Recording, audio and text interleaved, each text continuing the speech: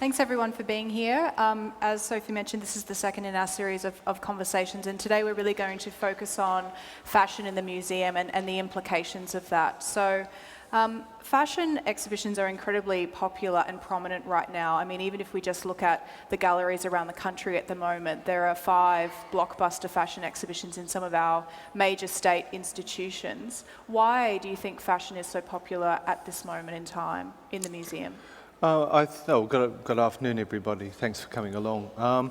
I think there are a number of factors that we could probably consider in relation to that, and let's go with the more populous one. Fashion draws a crowd. And probably today, one of the reasons why some of you are here is one, that you're interested in fashion and clothing, obviously.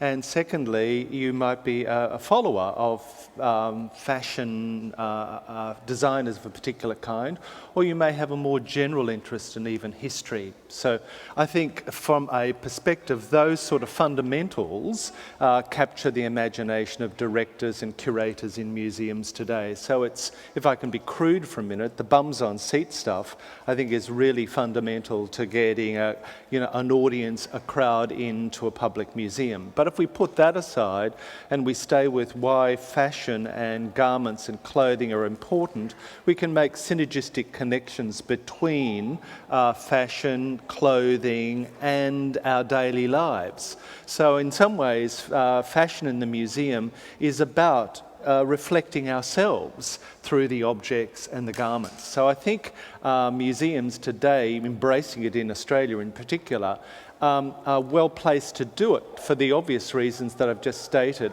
but also the most fundamental ones, that we can connect to the garment in some way, or we can connect to the fashion designer in some ways. It crosses the divide between the everydayness of our lives. We're all dressed in something that we might want to call fashionable, and how fashion can be objectified within a different context, and the museum allows for that.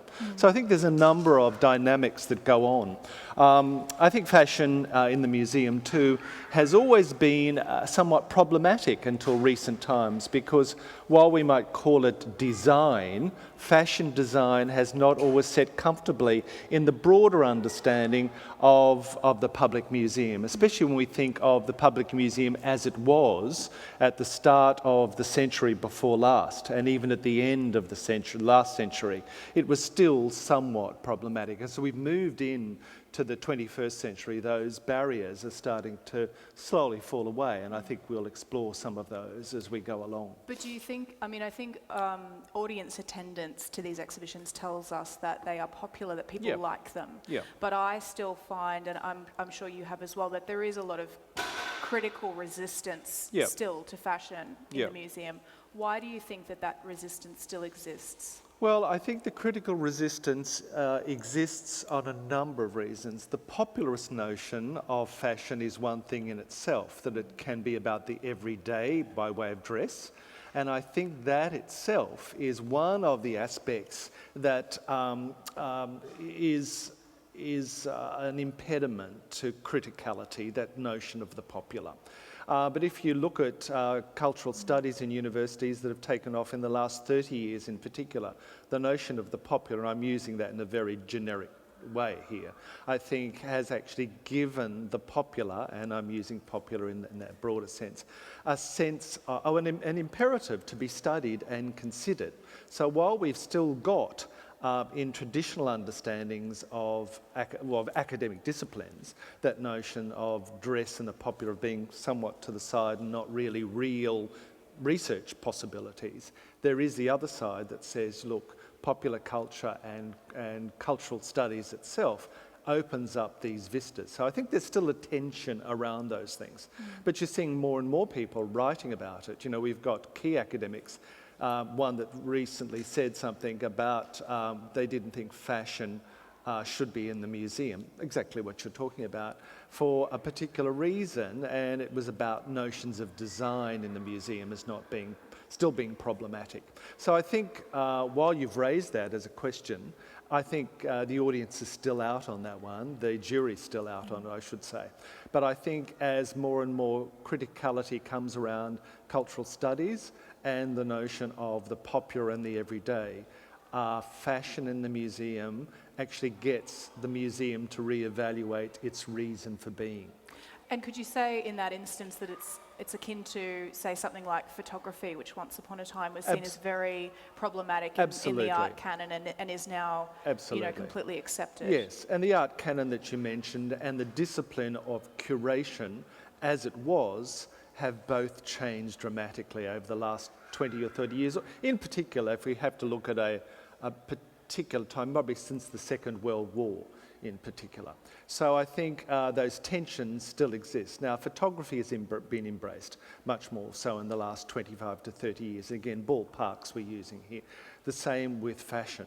And I can remember, and there's people in the audience who know me and I know them, we've all had, as well as yourself, difficulties in getting institutions to take on fashion as very credible things to put into museums for the reasons that we're starting to talk about. But move away from the popular stuff.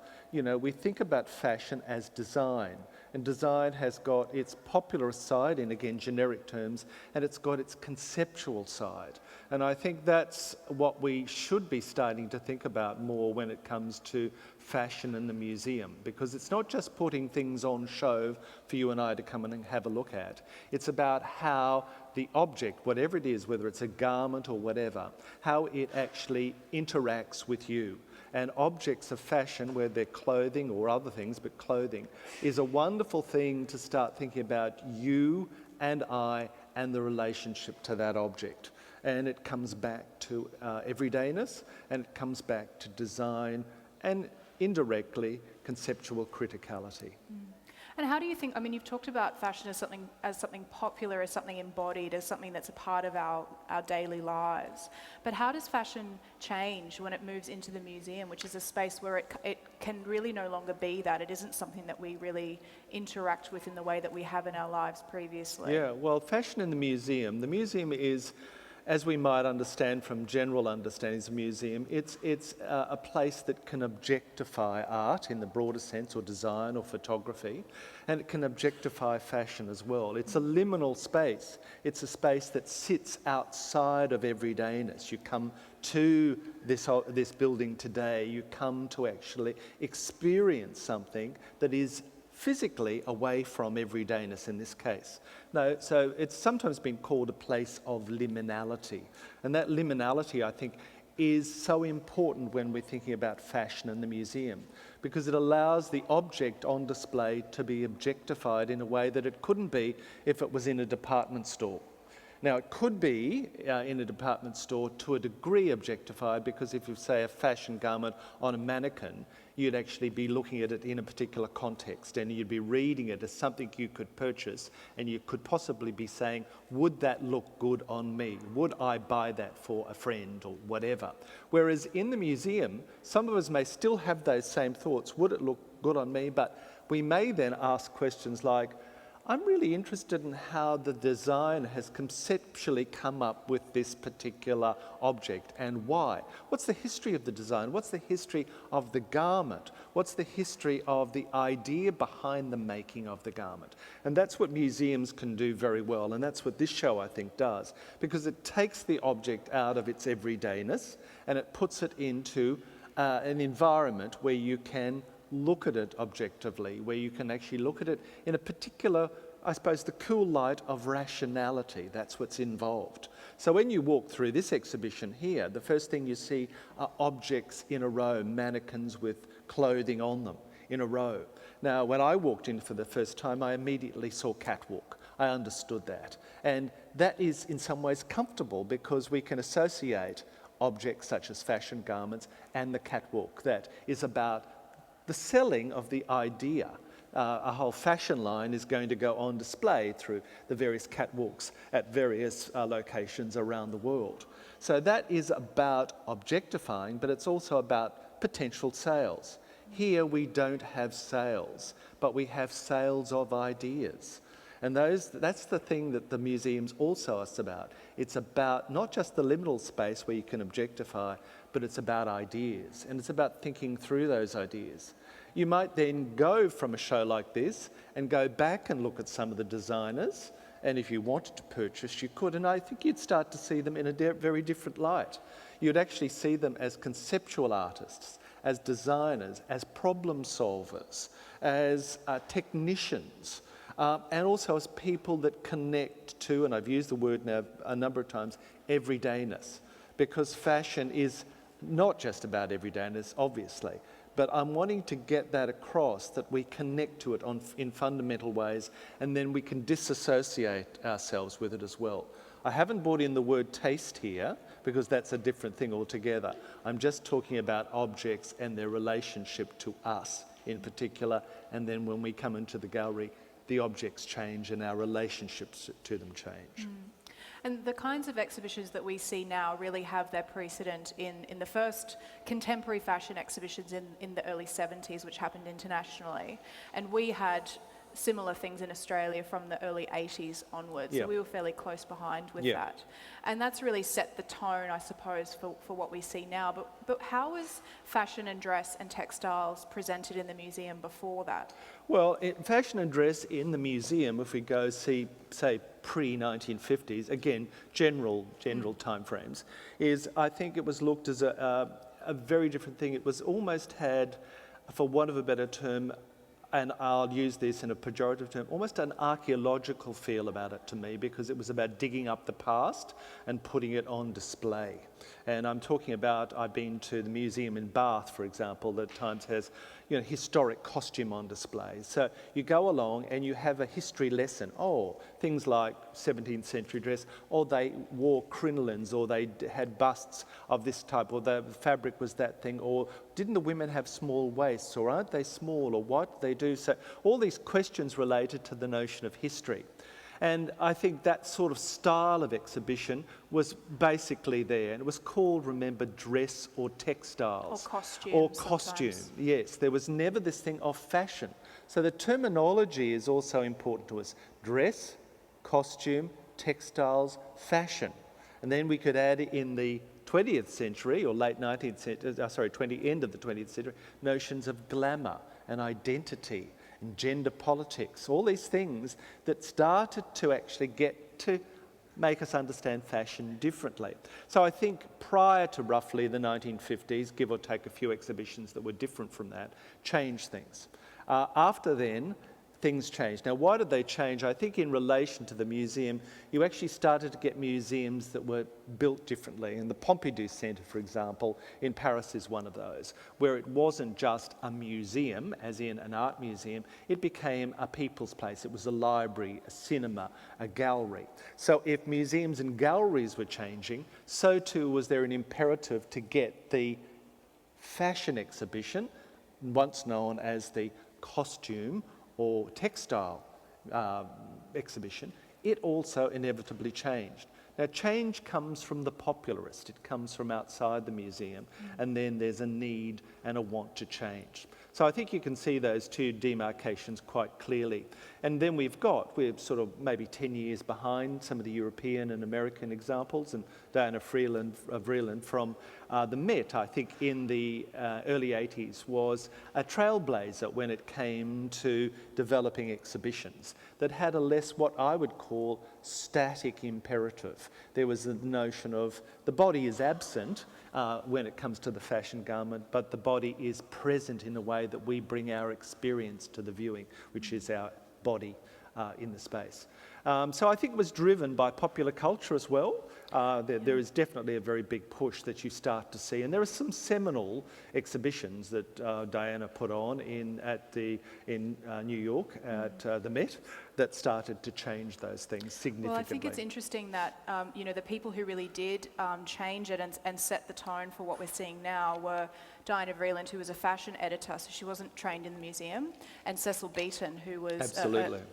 Photographer, designer, illustrator, and they were the two that really started it. And I think it's quite fascinating and really telling that they actually came from somewhere else, outside of the institution, and they were much more engaged in Yeah. popular culture Yeah. and the zeitgeist and what Yeah. was going on. Yeah. And they brought all of that Yeah. into their mode of presentation, the kinds of exhibitions they were presenting. Yeah. And that's really the legacy of what we're seeing here. Yeah, there was an now. imperative, an absolute imperative by those people to actually pull away, break down the barriers that had been there. And I'm not saying those barriers were negative, not at all. It was a way of thinking, it was a mindset. It was like an academic way of understanding your discipline.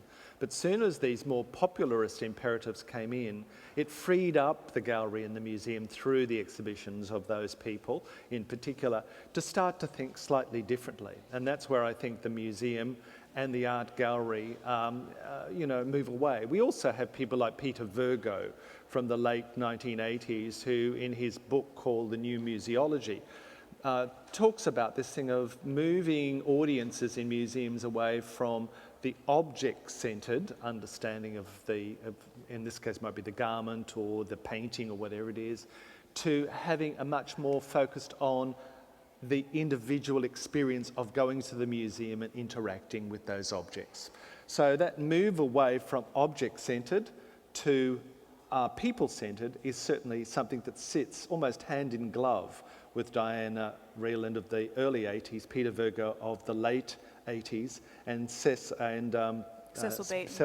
Beaton, who was actually working before and continued on. Yes, most definitely. Well, I mean, you use the word experience there, which is quite a loaded term in terms of the museum, and audience engagement. And another one that goes along with those is entertainment and spectacle. And those are things that are very connected to fashion and connected to a lot of contemporary art as well, and blockbuster exhibitions. But those are also used as derogatory terms by a lot of critics about the contemporary museum. Do you see that changing? I do. I think even exhibitions such as this help to do that, because you've got an exhibition that is compartmentalised here. When you walk in, you see the designers and through their garments up front, and then you start to see a deconstruction of their practice. And an aspect of that is the popularist aspect of Japanese culture. And I think you can't separate one from the other. They are interconnected. You've separated it here for the sake of an audience, so we get to know in an educational way how these people operate, and a deconstructed way in that it actually, I suppose, exemplifies their place in contemporary practice, whether it be design practice, fashion practice. But I think there is an interconnectedness that is constantly there. And academics, I think, are worried, some of them, about that thing of, fashion being about glamour, fashion being frivolous and non-important. But there's more and more writings, if we had to balance it out in that way, that say, no, it's about design. It is about a criticality that can come to a reading of fashion and garment. And let's be perfectly honest, as I said, it's actually very complex. It's very complex. And if we wanted to be simplistic, probably in the last 20 years, the complexities of fashion and garment and clothing are only being pulled apart. And there's still going to be people who don't feel quite comfortable with that way of thinking. There's also the argument that the museum has been quite a masculine space, and that fashion is directly connected to women, so it's seen as quite a gendered issue. What do you think about that? Well, again, I think you are correct. I think when you think of the hierarchies that used to run museums in this country, and still do to a degree, and overseas, there was this notion that the space was a white space, let's be honest. It was a construct from the modernist period, or the Enlightenment through to modernism and beyond. It was driven by white males, most definitely. But I think designers, and of course there are many very well-known male fashion designers, as we know, but I think that it broke down a little bit when you start to get both fashion designers, male and female, using elements of art history or fashion history in their clothing. And that, to me, started to actually allow for a breaking down of the gendered notions of fashion. For example, Vivienne Westwood, how she actually borrowed from the 17th and 18th century for some of her costumes at one stage. And that criticality came, I think, and again, other people may actually have a different perspective to me on this. I think that gave also women fashion designers, and let's just stay with Vivienne for a moment, a particular place. And I'm not saying it was through that historicity aspect, but that is just one aspect of it. It gave them a criticality, which then tended, I think, to move indirectly into the museum and start to change things. Now, is it still a feminised action that's there? Probably, I would think that's still the case. Now, I was interested when I was here a couple of weeks ago to see the number of males, if we need to be males looking at this stuff. And I found it was really interesting because the day I was here, there were, and again, I don't know these people, and I was just doing a grab of 3 o'clock on a Monday afternoon. And it was a small number, there'd been about 30 people in it, but there were 17 males in that group that I saw at that time. And I thought, oh, this is interesting when it comes to a demographic. Yeah, and I that's think different it's from a more, gendered space well, and I think whatever. it's much more, a perception of fashion as being gendered by the institution rather than the appreciation of fashion being gendered. Because I do think that one of the things that is attractive to museums about fashion is that it is democratic in a way that perhaps other art forms aren't from an audience perspective. Yeah, absolutely, absolutely. And I think that popularist aspect we've already mentioned does break down barriers where you then get an audience that can be made up across the demographic of age and gender. And there's an imperative in the audiences then that come to museums. Numbers actually start to tell museums not only about popularist things, but then what they should do or think about into the future. I think there's always a tension in public museums, especially around this time, about the popular show versus the show that's not popular but needs to be done. And it's interesting when you look at the two shows that are running just on this level here. You know, Tracy Moffat, next to a Japanese fashion exhibition. Is one more popular than the other? That's not important. I think what we're looking at is the duality that's actually happening in this space. You can actually go in and engage with the Tracy Moffat thing and what's happening there and this, and you can start to build up understandings of popular culture, of art, about fashion, about design, about, in this case, it happens to be, in her case, a woman, an Indigenous woman, and her relationship to her place, her land, her history. And here you've got a number of fashion designers that are doing similar things in different ways. Yeah. And with all these fashion exhibitions that are coming, the majority of them are actually coming from international institutions. They're being shipped in. It doesn't necessarily mean that they're at an institution that has a fashion collection or fashion curators on staff, although sometimes there are. Do you think that there's going to be more institutions who are actually putting money into collecting fashion and curating fashion exhibitions themselves, or is this just at the blockbuster level, at the big travelling exhibition level? Well, I'm not a future reader in that sense. I don't know. I think at this stage it's still somewhat at the blockbuster level, and it's about the popularist in that, oh, we can get people through. It's an interesting. The Gautier one is probably more. It will definitely be more than that, but it's certainly still got that element.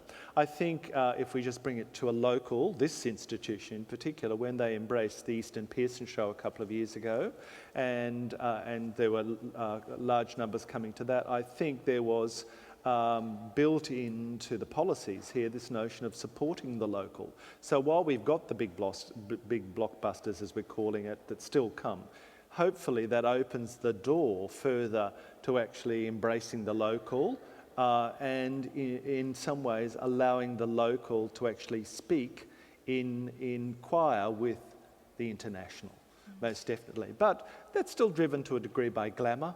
It's still the populist that we've talked about, celebrity. You know, the Gautier thing is still about celebrity, and it's about. But why not? Maybe I'm being a little bit too innocent here in my. Why not use those things to actually help to educate an audience? And that's what museums and galleries are doing through popularist shows at the moment.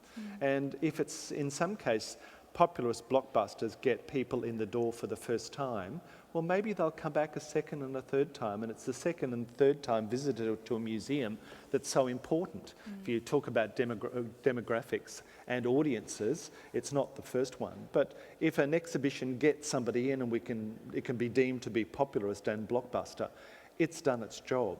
So fashion can be that sort of democratising Well, I think force. it can, and in this country, I think if you look at Bendigo Art Gallery and you see what's been done there in regional Victoria, yes, the director there would certainly talk about the popularist and the blockbuster, but she would also talk about growing an audience and sustaining a museum and a gallery in regional Victoria that has got a place in the bigger field, which is about educating, entertaining and extending your locals and what they understand, as well as being a cultural tourist draw card. And we can't forget those sorts of things about cultural tourism and about the like, because museums and galleries build on that. You know, the APT that's been here has had an international focus for years, but it also allows for other possibilities to occur. And this exhibition here, I think, builds on, you know, aspects of the APT when you think of the broad remit that the Queensland Art Gallery has been about. It's been about reaching out into Asia to bring an Asian imperative into the thing that is Queensland and Brisbane and GOMA. This builds on, well, it doesn't build on it, but it extends on it in a particular way. So the policies of here, and I can't speak for Chris Sains and his team, I don't know that at all, but one would think that when you think about programming into the future, these things aren't done just willy-nilly. They're based on something that builds relationships, builds connections, and I think this exhibition is part of that. And most of the fashion exhibitions that we're seeing, you know, things like the Gautier show in Melbourne or this one, it's either a designer sort of retrospective or maybe a thematic show around a particular place or time period. But what are some of the other sort of approaches to fashion exhibitions, maybe slightly more experimental, that are happening as well? Yeah, these sorts of shows, this one here I think is a very good example of a number of fashion designers being given, you know, an opportunity to show their practice and to deconstruct their practice. The other sorts of shows, and I'll rely on a couple, I think, to give examples, and you and I were talking about this before we came up here today, and I think one of my favourites, if I can call it that, curators, that deals with a much more conceptual side of this is somebody like Judith Clark, who's done work, lives in and works in London, and has done some amazing shows. She's done for a museum in Belgium, Antwerp in Belgium, and she's a much more conceptual curator, where she, in one particular show that I'm referring to, which was called Malign Muses When Fashion Turns Back, she was actually looking at the conceptual heart of fashion over a period of time, and she was actually deconstructing the processes that a fashion designer might use and the concepts and the ideas that he or she may actually accumulate to create objects. She was also putting the fashioned garment, whatever it was, into a historical context. And she was also making relationships between other art forms and the fashioned garment. So that sort of exhibition, I think, is really interesting. She also did another exhibition which relied much more heavily on the collection and the museum, and that was on at the V&A, I think, in 2010, and it was called A Concise Dictionary of Dress, where she actually had a relationship with a lexicographer and the collection of the V&A that was off-site, and she created this wonderful opportunity for people to physically walk through a collection warehouse of the V&A and come across fashioned objects. Now, those fashioned objects were garments in different locations, but they were supported by texts, and those texts were things like crease or diaphanous or whatever, words we will use to explain fashion garments and objects. And I think those relationships are really interesting, especially a lexicographer and a fashion designer, when you think about how we talk about fashion, how important the notion of concept sits around our language. So she's one person who I think in the recent times, the last 10 years, has actually embraced different ways of thinking about the fashion museum, if you wanted to use that term in a very pejorative sense. But she's opened up possibilities to again embrace the notion of the conceptual. And in many ways, that's what we need to do. You know, when you look at some of the shows that have been on, even in Melbourne, the Martin Grant show that was on there a couple of years ago gave an overview of Martin Grant's work. He's born in Melbourne, but is now in Paris working as a fashion designer. And what it did do, it gave an overview of Martin Grant's processes and practices, but it also gave a bit of a history. So it reintroduced Martin Grant to his home turf, which was, he was born in Melbourne. But it also allowed him as a fashion designer to be understood not just through his chronology and what he'd done, but through his conceptualization of his practice. And that's blending the different ways you might think about curation together. So they're just two examples. There's many others that we could talk about. And there's shows that I haven't seen, and I imagine the Savage Beauty show at the Met in New York. That was the Alexander McQueen Alexander McQueen show some years ago was probably one of those that dealt with a history of his practice because of his untimely death, but also it actually allowed for him as a conceptual artist to actually be upfront and forward. And I think that's where the museum still has got its place, because it allows, as I said at the start of the talk, it allows us to objectify the object, and in some ways guided by the curator. And the curator, of course, as we know, is a detective on one level, but also at times a shaper of argument on the other. And you run the fine line trying to work through all of this when you come to these shows, because they're always trying to give you a particular perspective. But they give you enough, hopefully, in any show that you see that you can then value add yourself. But I think Judith Clark is one of those people that actually is a great constructor of art.